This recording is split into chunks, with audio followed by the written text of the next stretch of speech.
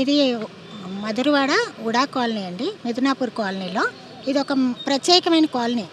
గత 5 సంవత్సరాలుగా ఇక్కడ గవర్నమెంట్ వాళ్ళు, జీవీఎంసీ వాళ్ళు మాకు ఏదైతే అవార్డు కూడా ఇచ్చారు ఈ గవర్నమెంట్ వాళ్ళు. ఎందుకంటే శుభ్రత, పరిశుభ్రత అవనియండి, ఏ విషయంలో అవనియండి అవార్డు కూడా ఇచ్చారు.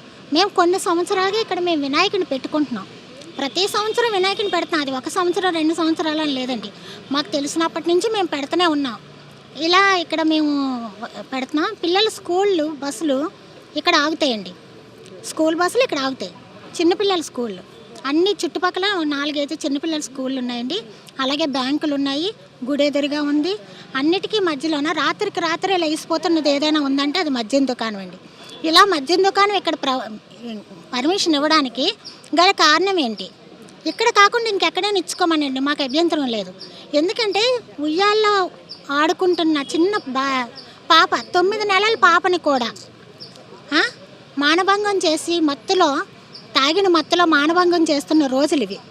అలాంటిది మూలన్న ముసలమ్మను కూడా వదలటలేదు.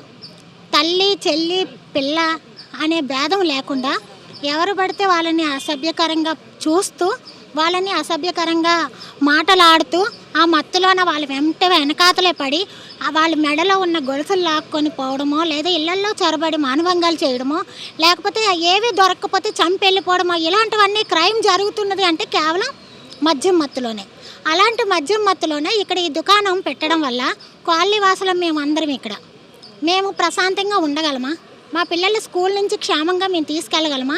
కాలేజీలకు వెళ్తున్న పిల్లలు, యువత ఉంటారు, మగపిల్లలు అవ్వచ్చు, ఆడపిల్లలు అవ్వచ్చు, పక్కదారి పడతారా? లేదండి, పక్కదారి పడతారు.